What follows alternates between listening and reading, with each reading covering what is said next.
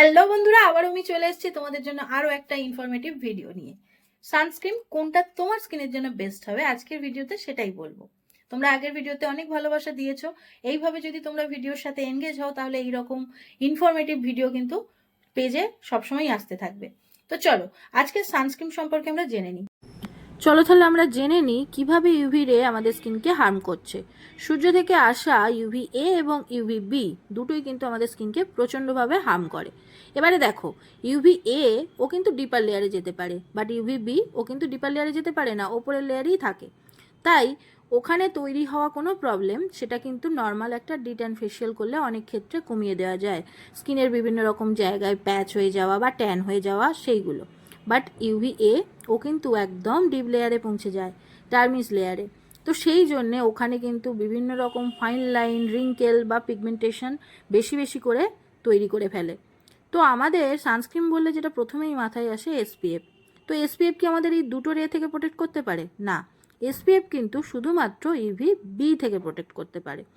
তাহলে এসপিএফ দেওয়া কোনো রকম সানস্ক্রিন মেখে যদি তুমি বাইরে যাও তাহলে কিন্তু ইউভি বি তো প্রোটেকশন তুমি পেয়ে যাবে, বাট ইউভি এ ও কিন্তু তোমার ডিপার লেয়ারে পৌঁছে যাচ্ছে ক্ষতি করার জন্য। তাহলে ইউভি এ থেকে আমাদের প্রোটেকশন কে দেবে? পিএ। তাহলে আমাদের এমন কোনো সানস্ক্রিন ব্যবহার করতে হবে যার মধ্যে পিএ এবং এসপিএফ দুটোই আছে। এবারে কথা হচ্ছে কোন এসপিএফ আমি ইউজ করব।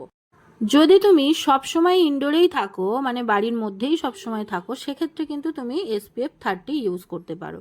আর যদি তোমার সব সময় বাইরে বেরিয়ে কাজ করতে হয় বা খুব হিট আছে এরকম কোনো জায়গায় তুমি দিনের বেশিরভাগ সময় কাটাও, তখন কিন্তু তোমাকে SPF 50 ইউজ করতে হবে বা তার উপরে। তো সানস্ক্রিন যখনই নেবে SPF 30 আর 50 যেটা তোমার দরকার সেরকম নেবে। আর PA++ কত হবে এটা এখানে আমি পিকচারের মাধ্যমে দেখিয়ে দিলাম। তো যতটা প্রোটেকশন তোমার লাগবে সেই অনুযায়ী প্লাসটা বেশি নেবে না কম নেবে সেটা ঠিক করবে। এবারে চলে আসি অ্যাপ্লিকেশনে, যেটা সব থেকে বেশি ভুল করে থাকি আমরা। এই রকম ডট ডট করে হালকা করে লাগিয়ে নিই, তারপরে ভালো করে মেখে আর এই রকম রোদের মধ্যে চলে যাই। ওইটুকু সানস্ক্রিনের কিন্তু ক্ষমতা নেই এত রোদ থেকে তোমার স্কিনকে বাঁচানোর। তো সেই জন্যে সানস্ক্রিন অ্যাপ্লিকেশন ঠিক কতটা পরিমাণ আমার লাগবে সেটার জন্য একটা রুলস হয়, 3 ফিঙ্গার রুলস।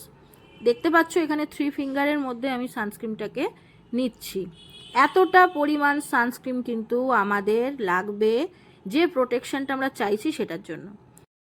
জানি জানি তোমরা ভাবছো অল্প একটু নিই তাতেই সাদা সাদা হয়ে যায়, আর এত নিলে তাহলে তো পুরো মুখটাই সাদা হয়ে যাবে।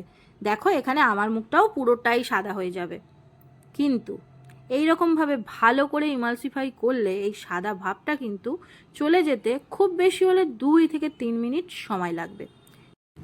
আর এমনিতেই যখনই সানস্ক্রিন ইউজ করবে মিনিমাম 10 থেকে 15 মিনিট আগে ইউজ করবে, তবেই বাইরে তুমি যেতে পারবে।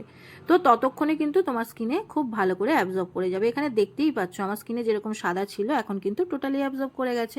আশা করছি এই ভিডিওর মাধ্যমে তোমাদের কাছে ক্লিয়ার করতে পারলাম যে সানস্ক্রিন কতটা ইম্পর্টেন্ট আর কোন সানস্ক্রিনটা তোমার জন্য বেস্ট হবে এবার থেকে তুমি নিজেই চুজ করে নিতে পারবে। তাহলে নেক্সট ভিডিওতে দেখা হচ্ছে, টাটা।